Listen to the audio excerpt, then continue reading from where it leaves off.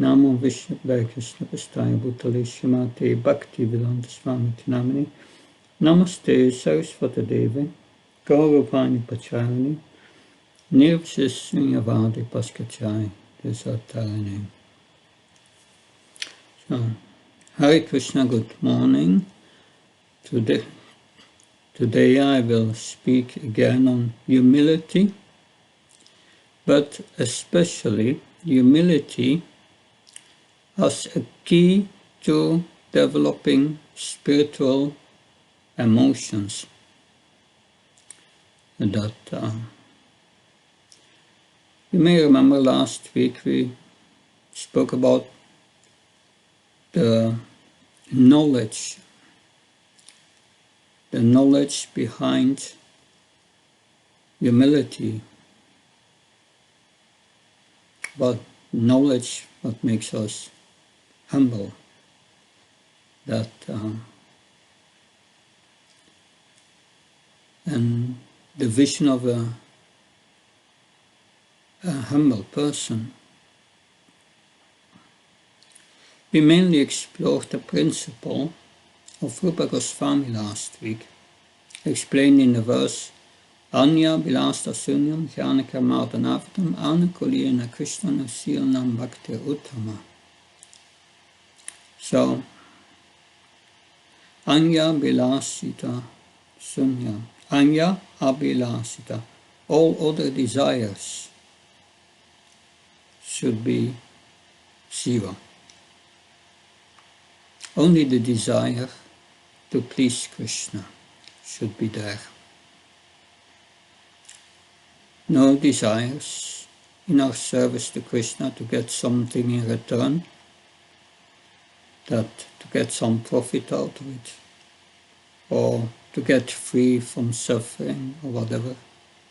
No, just serving Krishna out of love. But it said one should be indifferent towards the material energy.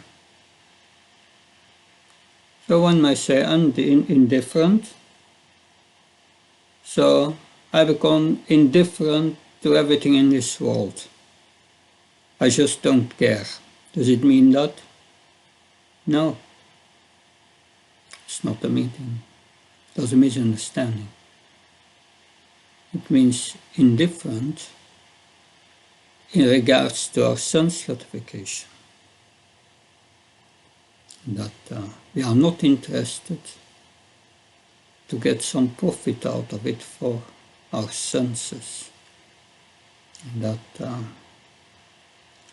And that's important because we are here in this material world because we think ourselves the controller and the enjoyer, which is Krishna's position. But what does Krishna say in Bhagavad Gita? He says in the 5th chapter of Bhagavad Gita, text 8-9, Naiva kinchit karomiti yuktamanyetva tatvavit pashanshivan spishanshihan asnankyasam svapan svasam palapam vichyam hinam unmisam nimisam iti Indiachtisu Vartateti Darayan. I read the translation, that those who have Bhagavad Gita in German can read the translation in German from the Bhagavad Gita, chapter 8, text 8-9. A person in the divine consciousness, so a person in Krishna consciousness, although engaged in seeing, hearing, touching, smelling, eating, moving about, sleeping, and breathing, always knows within himself that he actually does nothing at all. Because while speaking, evacuating, receiving, and opening or closing his eyes, he knows that only the material senses are engaged with their objects, and that he is aloof from them. Someone in divine consciousness, he becomes the observer. Last week we spoke about 18:14 in Bhagavad Gita, where Krishna gives 5 factors of action And we are the doer by desiring. And the supersoul, the other factor, controls the other three factors, the senses, the body, and the subtle body with all its endeavors. So that's all under control of Krishna. We only desire. We only desire. And what happens afterwards? It's up to Krishna, who controls the material energy. I desire to move my hand, and it may move, or it may not. It depends on Krishna in the heart, because he moves the hand. Krishna says, I'm the capacity in man. So we are also the doer in this world, but by desire. And our desire may happen or may not, but that's up to Krishna. Does everything what you desire happen in your life? If you meet such a person, send him to me. I'm curious to hear from him. I never met such a person. Unless we desire what Krishna desires.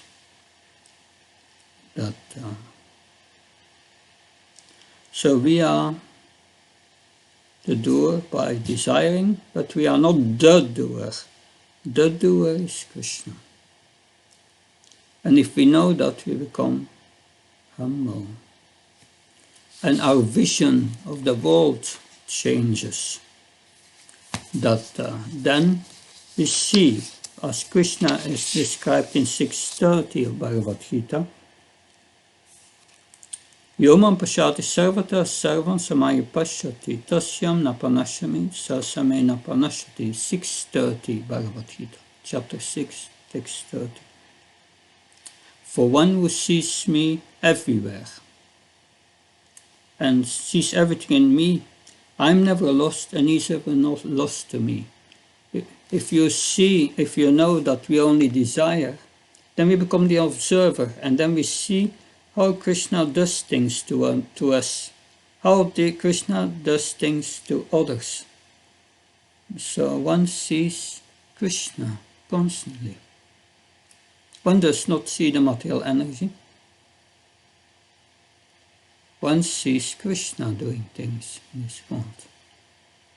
But to see that, one must stop seeing things for one's sense gratification. Otherwise, that capacity to become the observer, that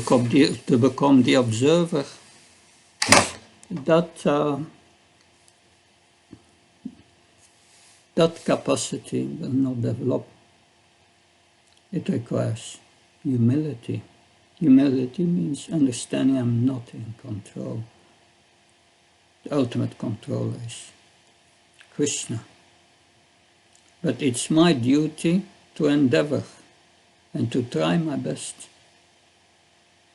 It's not that, oh, Krishna is the controller, I don't have to do anything. No. That's also not humility. That's, it's laziness. We must do our part. And then Krishna may reciprocate that. And Krishna reciprocates with his devotees in very wonderful ways. And if one sees the world,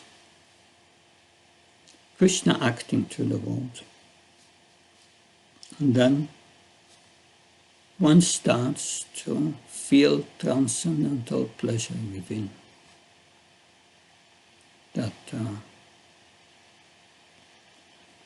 So, because then we concentrate on Krishna, externally, internally. But now, yes, what's the purpose of becoming Krishna consciousness? It's living in a relationship with Krishna. And that relationship is in nectar of devotion, is called Bhakti Ras. Bhakti Ras, it's a mellow There is no word in English, but Srila Prabhupada translates this as a mellow, a particular mood or an attitude, which this mellow of attitude is relished in our exchange with the Supreme Personality of Godhead. That's an ecstatic, loving relationship. And that goes together with the experience of spiritual emotions, which are full of love, ecstatic, and which are everlasting. Everlasting. That's the difference with everything in this world. Rupa Goswami said that everything in the so-called pleasure in this world is bhoga tyag. You enjoy, it takes, but it doesn't take long usually. It doesn't last long. And then renunciation again. That's people go to work at Monday and they think, I wish it would be already Friday. And Tuesday they think, okay, tomorrow halfway. Then Thursday, yeah, one day to go. And then Friday, finally, the weekend is there. And then the enjoyment, the weekend comes. But then it goes so quick, and then it's back Monday, again renunciation. So that's the material world. A bhoga tyag. It doesn't last long. So also, this bhakti ras, it doesn't end with the end of this body or this life. It continues. It's eternal, this bhakti ras. But yeah,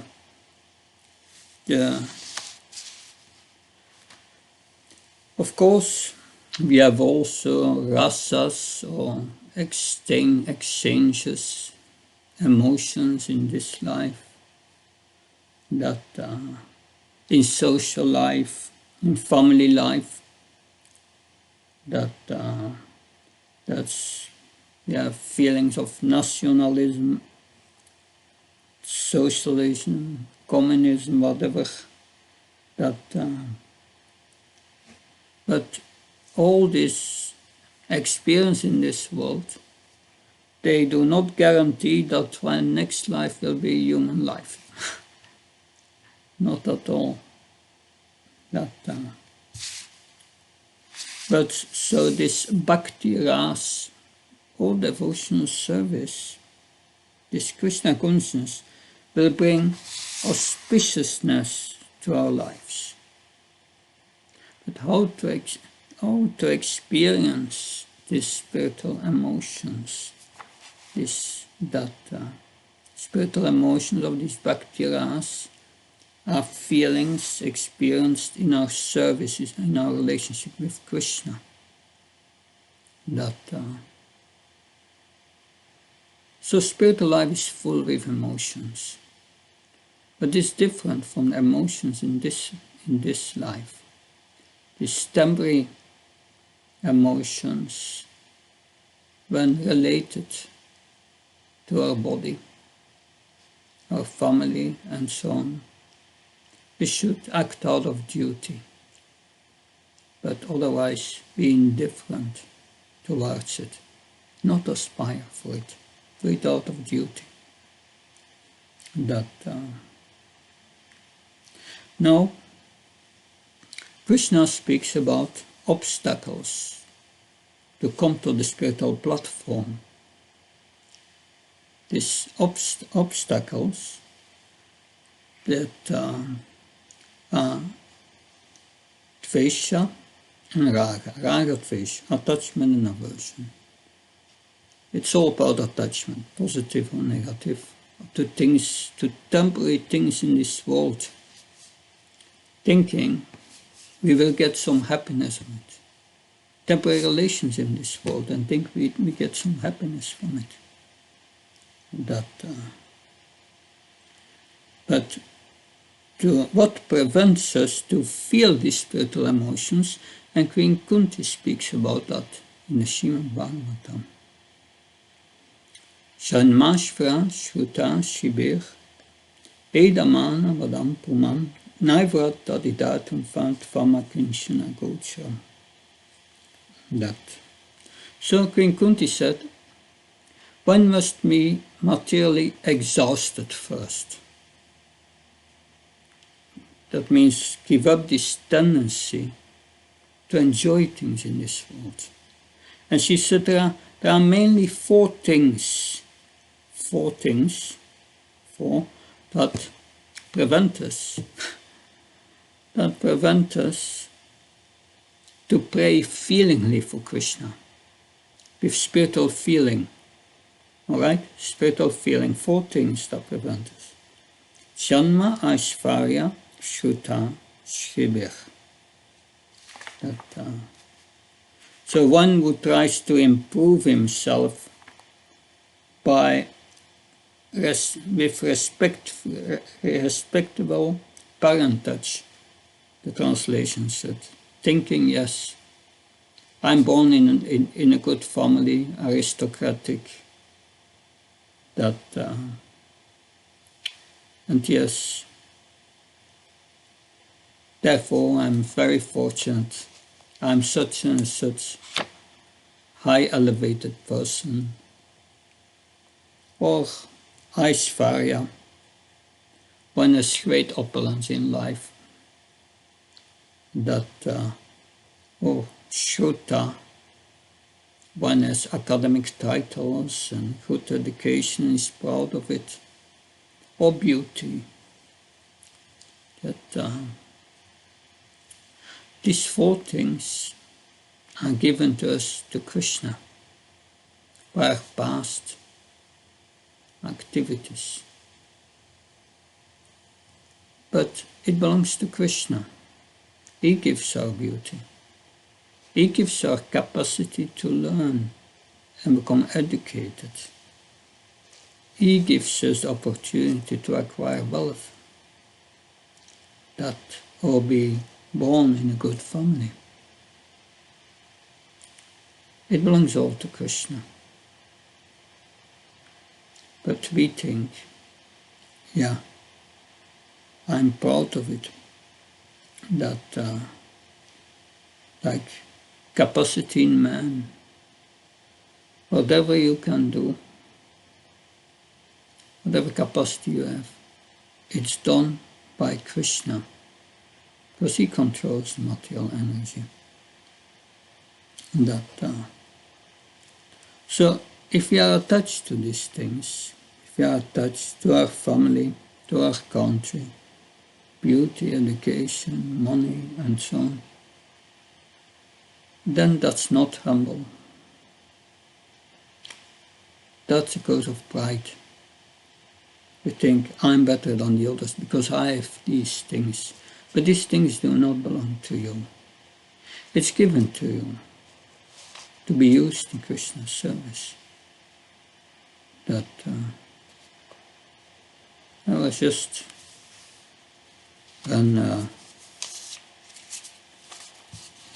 just looking a few days ago again to the Abhay Charan production of my Guru Maharaj, and in the first episode, Srila Prabhupada is born Abhay Charan, and his father Monday takes the child, puts it before the deity, and he says, I offer you my son, please accept him as your servant. Srila Prabhupada's father was a pure devotee. He understood all these temporary things in this world. Being attached to it, it's useless. He offered his son, please accept my son. that make him your devotee. So these are the desires of a devotee. He may have a high education, like Bhaktisiddhanta Maharaj had a high education. He used it all in a preaching mission, nothing for himself. Yes. And opulence, yeah. Krishna gives you opulence to be used in his service.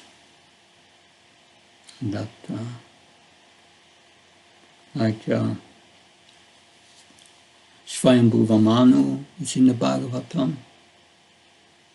He lived a very opulent life. But he used his opulence always in his deity worship. He used his servants to perform dramas of the Lord's pastimes. So that is spiritual vision. And then this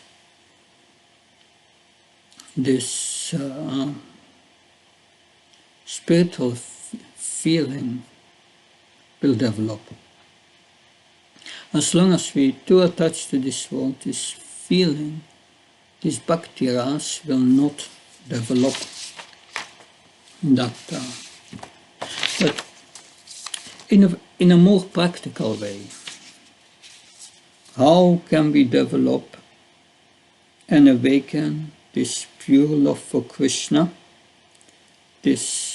and experience this variety of spiritual emotions that this bhakti ras? Now we see in the Bhagavatam, and that's interesting. There in the 10th canto, presence of Vrindavan. Uddhav was sent by Krishna to Vrindavan, because Krishna promised, I come back. But when Uddhav arrived in Vrindavan, and he saw Nanda Maharaj and Mother Yasoda. Mother Yasoda was always crying. She didn't even open her eyes, and Nanda Maharaj his head was down. They were suffering from separation. He was suffering from separation. And Uddhav said to Nanda Maharaj, I'm very happy to see you in that condition. That's interesting. Nanda Maharaj is suffering, and Uddhav said, I'm very happy to see you in that condition. Is he a masochist or something? The taking pleasure from the suffering of others? No. Because Nanda Maharaj, Mother Yasoda are not in the bodily concept of life. They are in their eternal body, spiritual body. And that means they cannot suffer. Suffering is caused by false ego.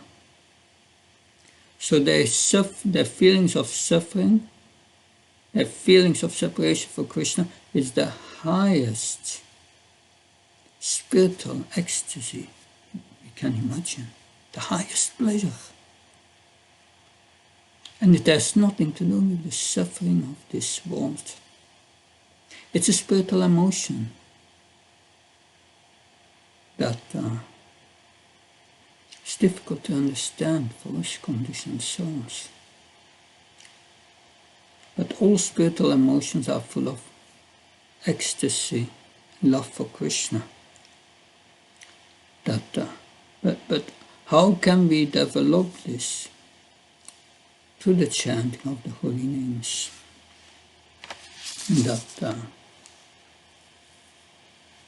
So in Namamrita,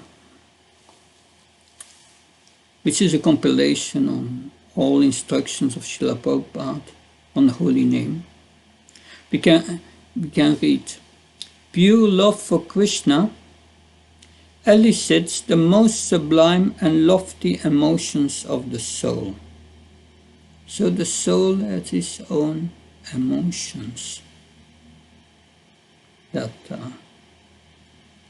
And by the process of Krishna consciousness, our false ego, our attachment to this world and our aversion is surely diminishing. And surely these emotions, spiritual emotions, come awake. And so Srila Prabhupada writes, liberation or spiritual perfection implies not the absence of cognition or emotion, but their ultimate perfection. So it's the ultimate perfection of our emotions.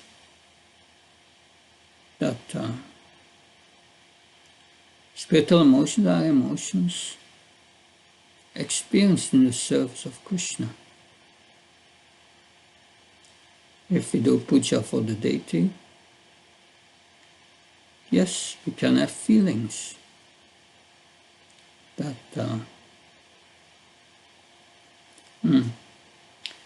Srila Prabhupada writes, within the soul there are profound, transcendental emotions.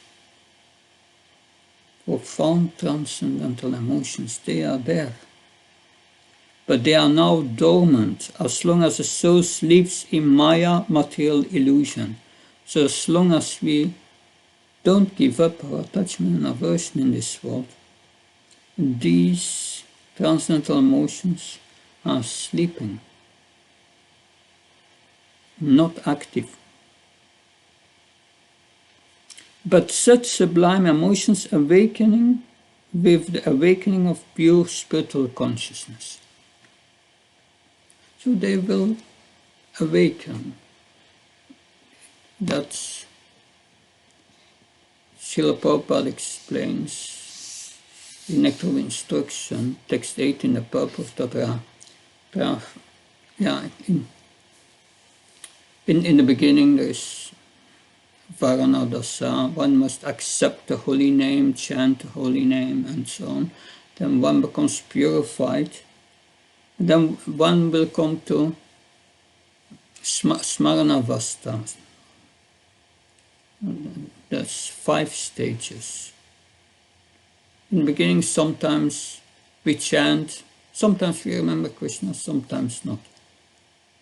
Think you have that all, you chant sometimes you remember Krishna, sometimes not, right?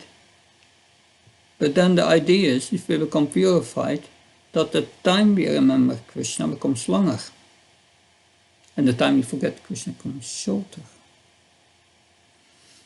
And then in an advanced stage, the remembering becomes constant. And then Krishna surely will reveal himself. Through the holy name, he will reveal himself. We will find in our mind Krishna's beautiful form and become attracted to it. We see Krishna's form and then experience his beauty, his sweetness, and these are all spiritual emotions. These emotions become awakened at that moment. And Srila Prabhupada writes, there is an entire range of emotions, such a variety. Also, in this material world, there is an entire range of emotions. We call it happiness, we call it misery, we call it love, we call it hate, we call it compassion, we call it envy. But these are perverted reflections, Srila Prabhupada said, of their spiritual counterparts.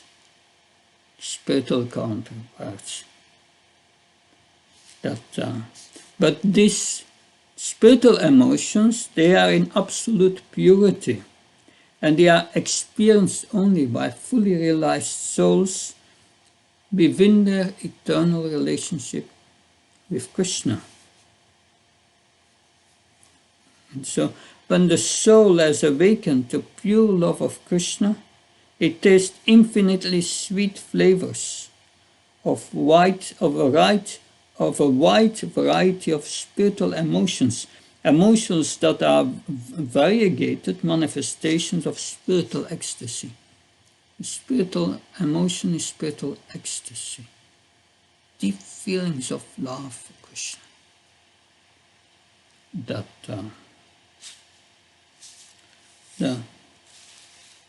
Srila Prabhupada writes, Lord Chaitanya entered upon the path of constant chanting of the holy name.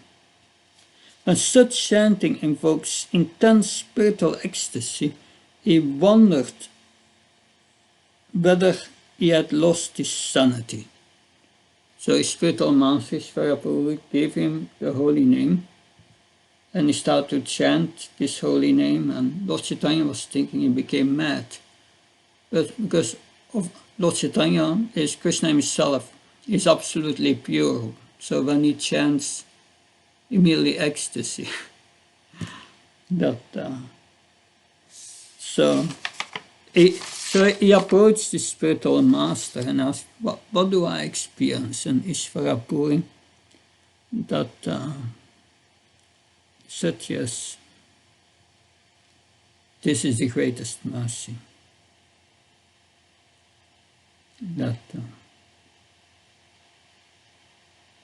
But these higher emotions, which are experienced by the residents of Vrindavan,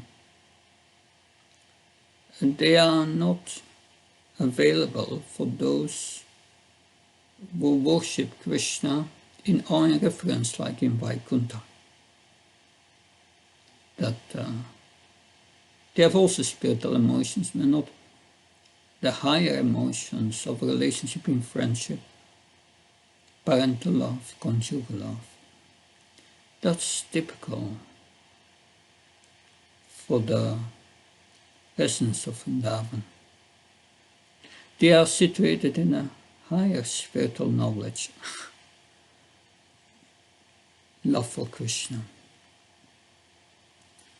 But for us, we must first realize the basic spiritual knowledge. I'm not this body. And things in this world are not for my pleasure. And I'm not a doer in this world. Everything what happens in this world is by the grace of Krishna. I'm not in control. And first become more humble. Follow the advice of Queen Kunti. Do not be attached to good birth, to opulence, to your diplomas, to your knowledge, to your beauty. It belongs all to Krishna. It's meant to be used in his service. This is humility.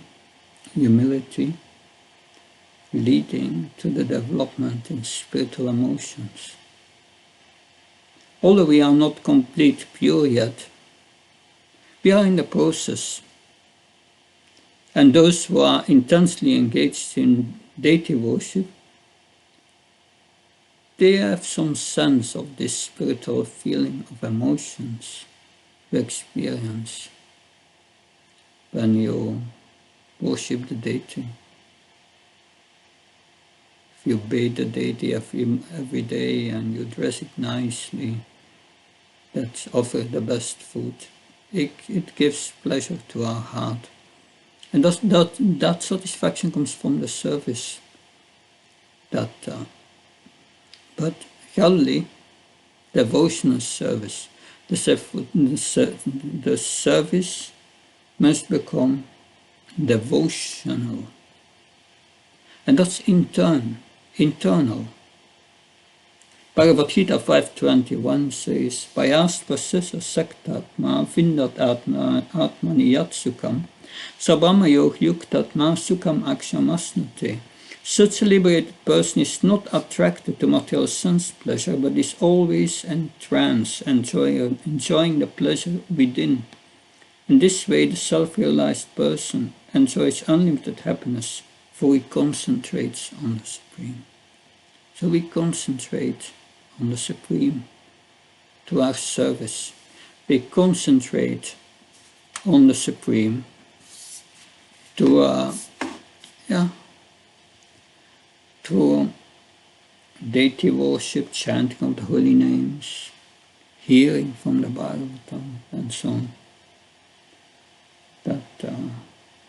And then that happiness within will develop gradually.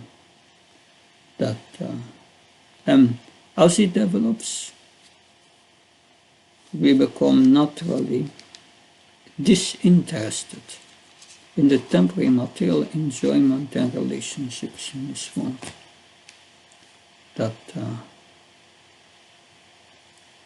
What's valuable? Our relationship with Krishna and our cooperation with the devotees to serve Krishna. These are the most valuable things leading to this. Naraj, can you repeat the sentence again in regards to the emotions and the relationship, please? Which sentence do you mean? Just you mentioned in regards to that we are indifferent or not indifferent in our relations. This thought, can you repeat it again, please? Yes. If we become attracted to Krishna, then an experience is pleasure within, which is satisfaction from our service in the beginning and later feelings of ecstasy. Then we become indifferent to the temporary relationships and enjoyment in this world. So what is important is our relationship with Krishna and the relationship with devotees, which facilitates the development of our relationship with Krishna. So that was a thought I brought forward. So, thank you very much. Any questions, any comments?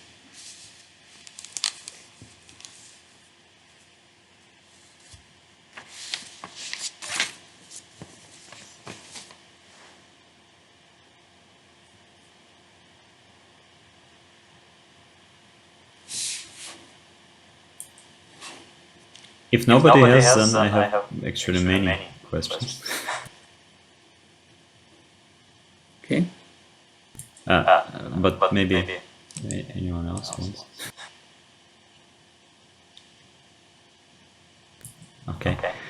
If not, I mean, I don't know where to start actually, because I was not last time in the lecture, but I heard the recording, and there it was also an interesting observation that ultimately also in your answers in the questions, Maharaj, you said that we're gradually just developing these qualities, like this mood of observer, that we're not a doer, and humility, not reacting like to anger or something from the others. And so one question I had is, sometimes we say, or there is also like psychological ways of developing certain qualities. So okay, I'm like watching myself, I'm trying to avoid like some behavior, I want to transform my habits and so on. So this is the one way. So I'm like what it said, personality development in Krishna consciousness. So on the other way, I'm just trying to chant, to concentrate on like hearing and so on, and count upon that it will happen what it is called automatically. So that after some time of doing this, I will realize, oh, I've become less anger prone, more humble, I'm reacting in different way. So this is the one question. So what is actually should we do both, or should we just like chant and after some time it will all go, or what is the proper way of handling this in your opinion? So the most important thing is to hear every day. Hear the Bhagavatam, hear Bhagavad Gita, and have a good sadhana. Chant your rounds. And if we do that, what is the result of that? We will please Krishna, because these are his instructions that we should hear and follow the instructions of the scriptures, which are explained by the spiritual master. If we have a good sadhana, that will elevate our consciousness. It's a gradual process, but if our consciousness becomes elevated, then we become gradually aware of our false ego. We become aware of our shortcomings. And naturally, we want to correct it. But it's a process of becoming aware that this system of personality development, that I'm going to follow courses to develop myself and so on, that's not really our process. May be helpful. I'm not saying that it's worthless. It's not our process. Our process is hearing the Bhagavatam, all the psychology, everything is explained. And we need to hear things repeatedly. I'm not a doer, I'm not the enjoyer. Trying to enjoy this world will lead to suffering. That's the cause of the suffering I'm experiencing. And gradually by hearing, we become purified. So that's the first thing, because awareness of ourself can only develop if we become aware of Krishna. If we become aware of Krishna, then we can understand ourselves. Otherwise, it's just not possible, because we are a part and parcel of Krishna. We are of the same quality, not of the same quantity. But understanding ourselves begins with understanding Krishna. Krishna is a controller, Krishna is a maintainer. So we must hear about Krishna. If we know Krishna, then we will transcend birth and death. We will understand who we are, because we will understand our relationship with Krishna. So one, become aware of who Krishna is. Then you understand I'm a servant of Krishna, and then you understand your relationship with Krishna, eternal relationship, and act in that relationship. But it starts with hearing about Krishna. 7.1 Bhagavad Gita. Maya sakta manapata yoga yoga matashta samsyam samahyam yatashakna shitachvinu. Here now, Krishna says to Arjuna, how? By becoming fully conscious of me, you can know me in full. It's by hearing about Krishna from the Bhagavatam, from Bhagavad Gita, that we get to know Krishna. And when we understand Krishna's position, we understand our position. And what's the result? Krishna says, Janma karma samedhyam yomi vete tattva tyaktvam punarjama naitam etisarana. If you know my appearance and my activities, my transcendental activities, then you don't take birth again in this material world. You have realized you are a servant of Krishna. But that starts with hearing.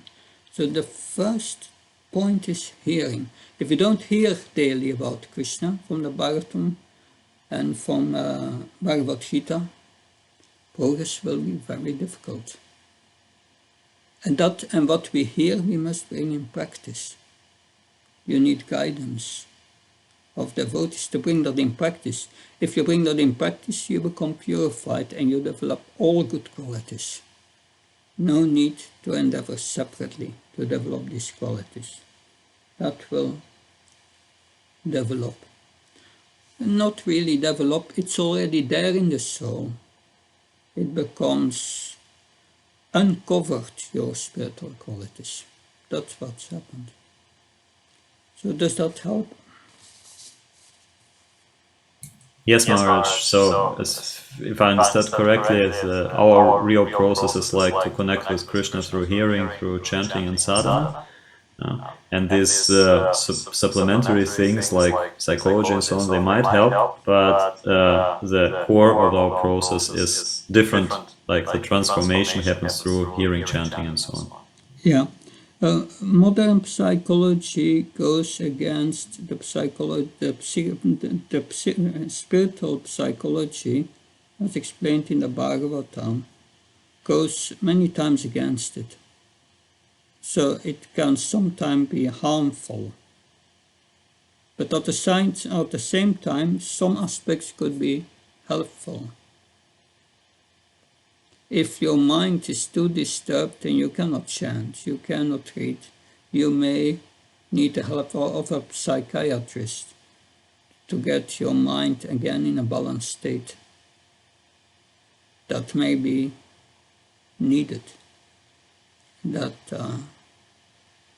And then one can practice the hearing again and the chanting.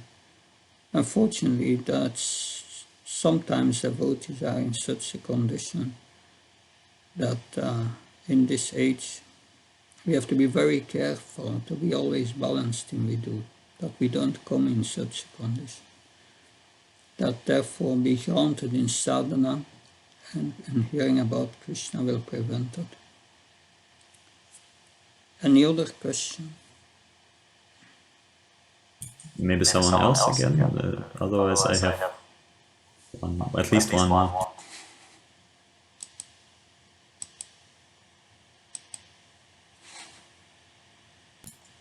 Okay.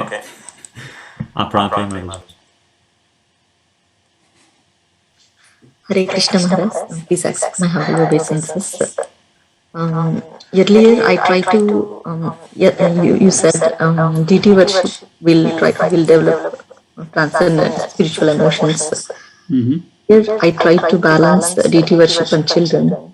Nowadays, I found it very impossible. So I have put deities. I have put my children's service in the first place and the deity service in the second place. Second priority. And this is causing some kind of. I'm not feeling very good about it, but still, I think, is that still okay, right? When we have children?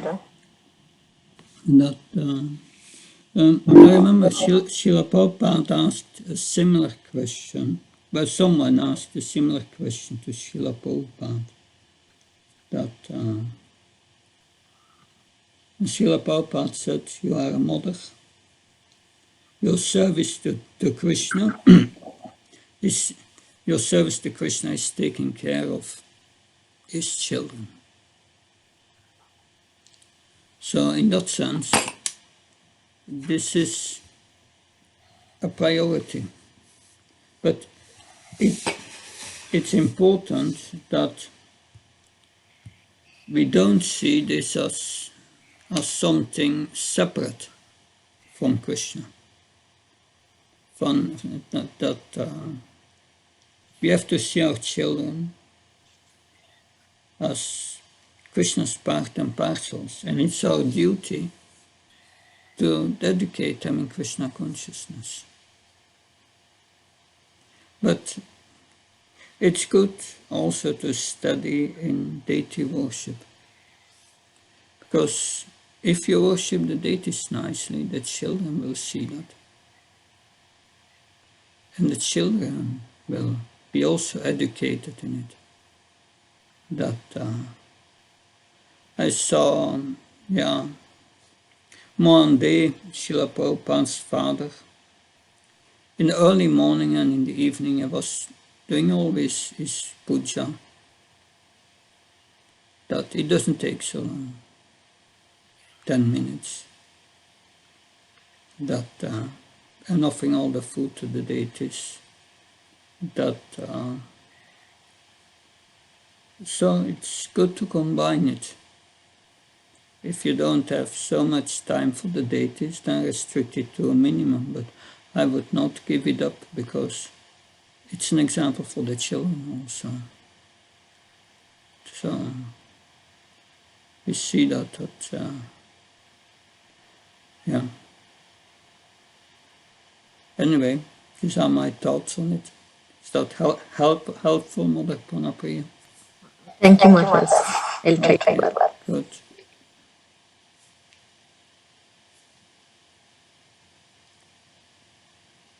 Anything else?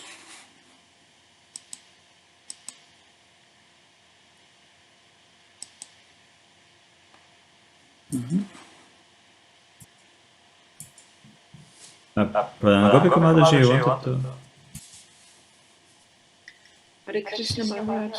Please. Hare Krishna. You mentioned that sufferings have their origin in the false ego, if I got it right. And as the mind has a function to protect, or is always in the role to protect the false ego, that means or as far as I understand, is that sufferings exist only on the level of the mind.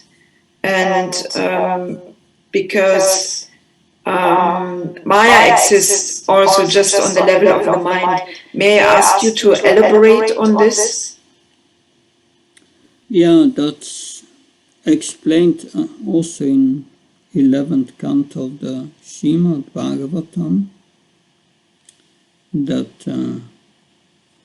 the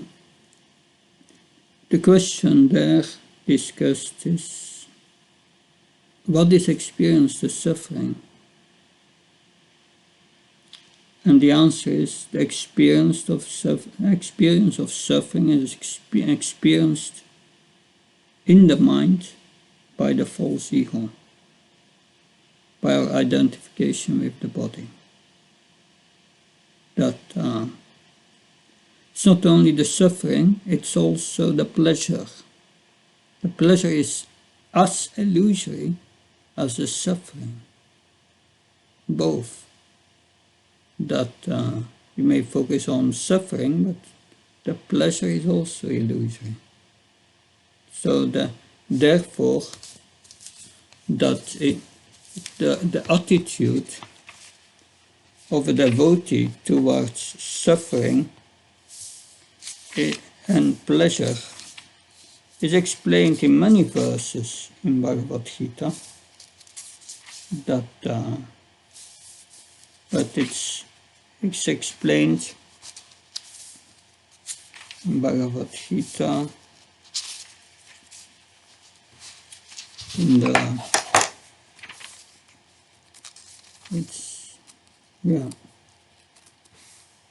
it's in the 5th chapter, just 520. Napashrit yet priyam papya novichet papya sapriyam sthira buddhira samudo brahmavid brahmanistita. 520 Bhagavad Gita. A person who neither rejoices upon achieving something pleasant, nor laments upon obtaining something unpleasant, who is self-intelligent, bewildered, who knows the signs of God, is already situated in transcendence. So, one who is spiritually advanced, he sees, yes, I'm not interested in this pleasure, and I just tolerate this suffering that, sorry, it seems, try to get some more light here, but light is different. Yeah. It's difficult. So it's like going to a cinema hall, you see the film on the screen, and the emotions arise in the public, in the audience, of pleasure and suffering, because they identify with the person that's just on the screen. But what happens on the screen is only some lights. That in the same way we identify with the pleasures and the suffering going on in the mind, because we identify with the mind. And that identification with the mind is an uncontrolled mind. And what solves that problem is yoga. Especially Bhakti Yoga is meant for that. When we perform Bhakti Yoga, then gradually, by performance of devotional service, we stop to identify with the mind and we become the observer. I spoke about, and we see how Krishna does everything, and we become observer of these pleasures and this pain, and we stop identifying with it. And that makes it more easy to tolerate. And that's the position of a Krishna conscious person, a liberated person. When Srila Prabhupada was during his last visit of the Bhaktivedanta Manor, he was in bed the whole day. His body didn't cooperate. And the devotee asked Srila Prabhupada, are you suffering? And Srila Prabhupada replied, I don't feel anything. So that is not identifying with the mind, the pleasures and the suffering. This is high philosophy and requires high realization. But it's good to understand why we are suffering. Why we are suffering. We are suffering because we try to enjoy things in this world, and that creates this false ego and this attachment. Som speciaal bogal dukkayona evert jant van de kant janati shula mate buddha. That it is said that those who try to enjoy in this world, the result is suffering. That's the reaction that will come. And therefore, a devotee is not interested in enjoying this world. He knows it's a cause of suffering. We want to enjoy by giving Krishna pleasure. And that's a spiritual enjoyment of the soul, the ecstasy. That's his bhakti ras, these spiritual emotions.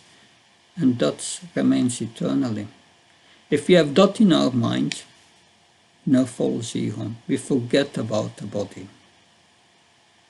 We forget about identifying with the body because we are too busy with identifying with our spiritual body.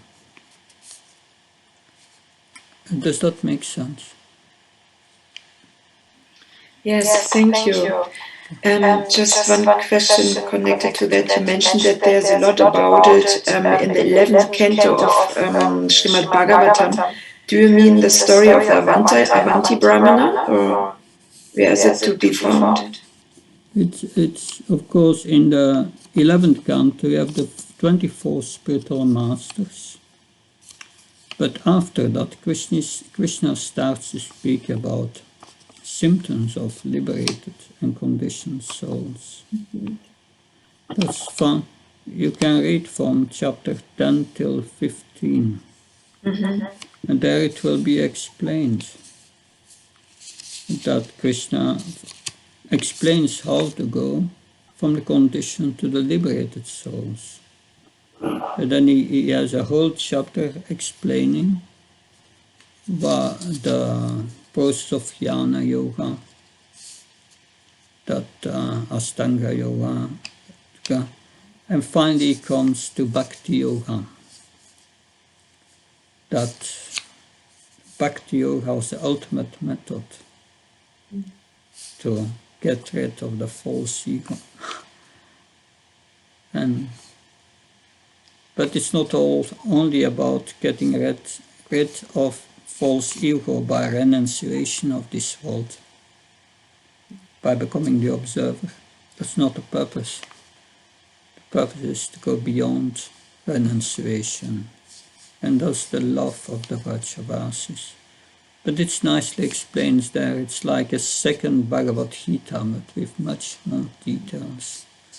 These chapters are really nice to read.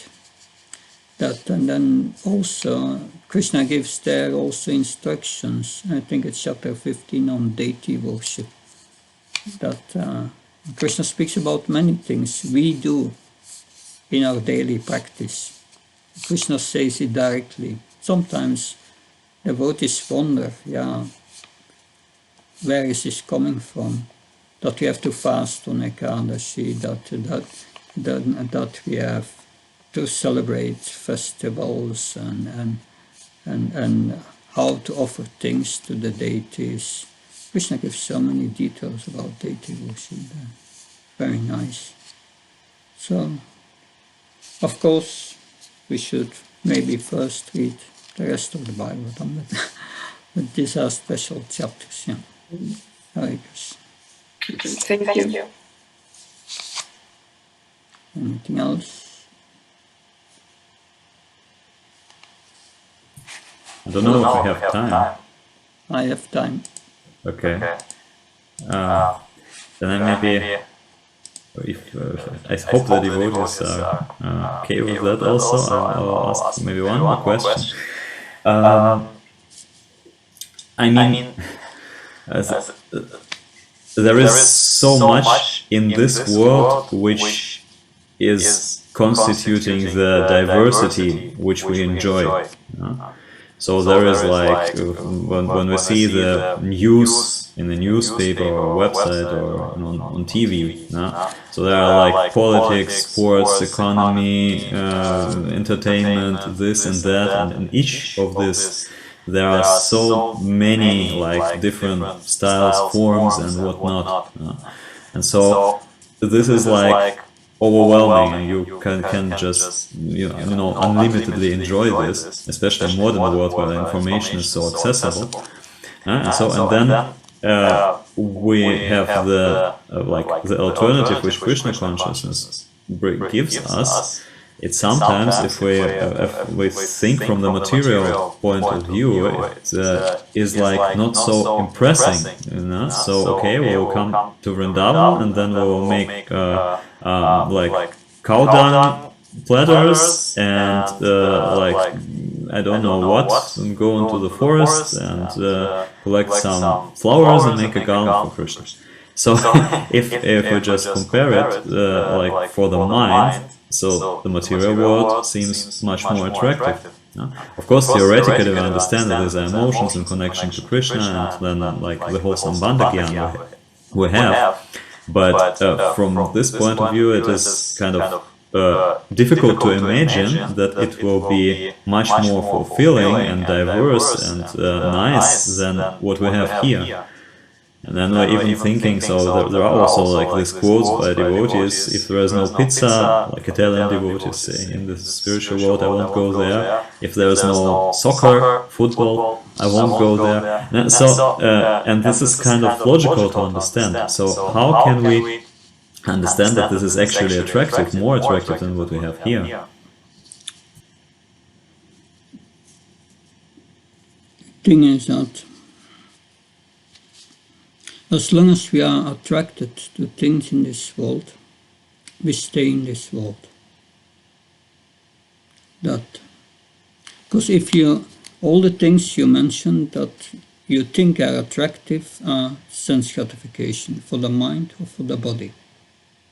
If we want sense gratification, we stay here. Because we can't be happy in the spiritual world because there is no sense gratification there. So spiritual life means austerity, giving up that. So a few weeks ago, I was at Govardhan in India, and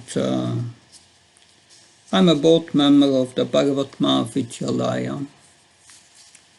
This was originally the school of Kopi Paranadhana Prabhu, the Sanskrit school, teachings of the Bhagavatam. And for the last years they have been in Vrindavan. But then they moved to Govardhan. So the manager is Pradyumna Prabhu, and we went on Govardhan Parikram. And on the way, there is near to Govindakund, a little further, there is a little hut, and a devotee is staying there. It's a Vaishnav, I don't know which tradition, but it's for years and for years he's at Govardhan, and he doesn't move there. It didn't put a step out of Govardhan for many decades. He's living in a hut and he's only chanting and reading the Bhagavatam. And Pradyumna, he told me that some years ago he went to that sadhu, and the sadhu said to him, "You are in Vrindavan, but you will come to Govardhan." And 1 year later, the school moved to Govardhan. And he went again to see the sadhu, and the sadhu said, "Yes, you see, I told you you would move to Govardhan." So 3 weeks ago, we were doing this program, and he presented me this sadhu. And he translated for me, and we had a talk, and we embraced each other. And after embracing him, and it lasted for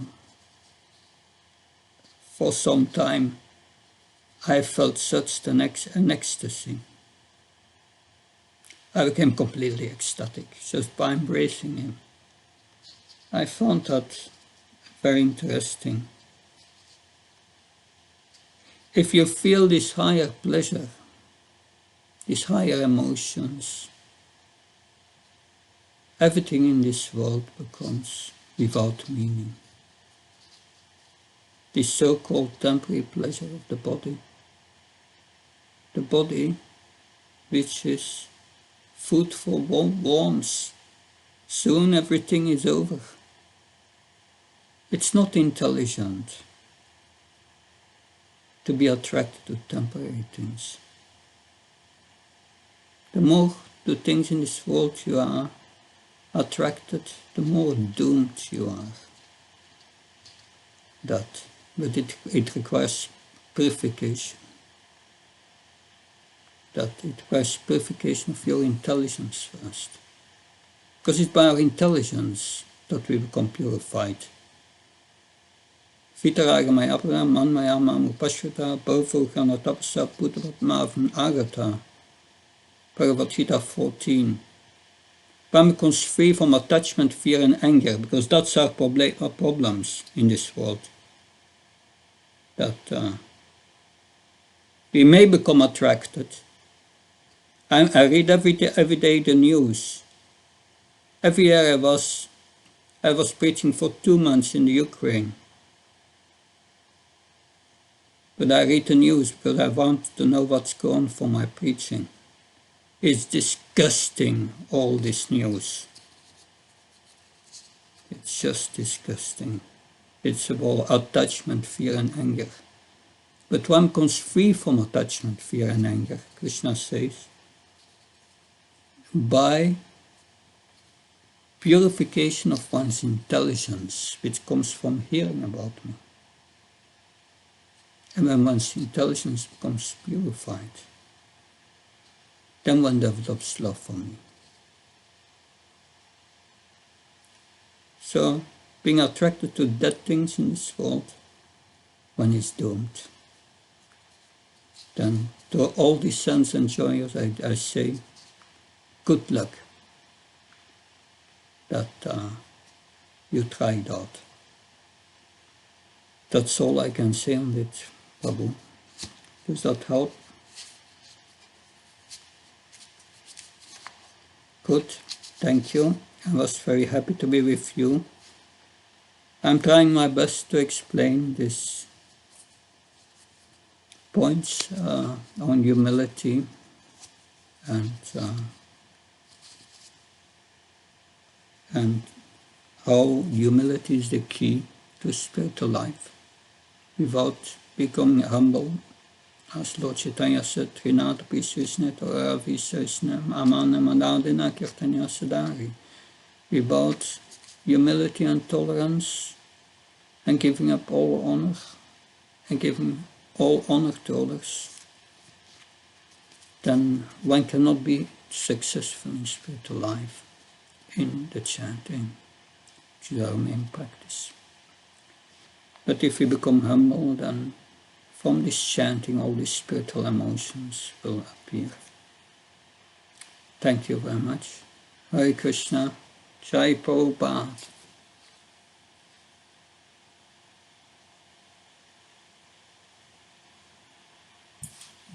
Hare Krishna, thank you very much, Maharaj, for being with us and for enlightening us with this thought on the topic of humility.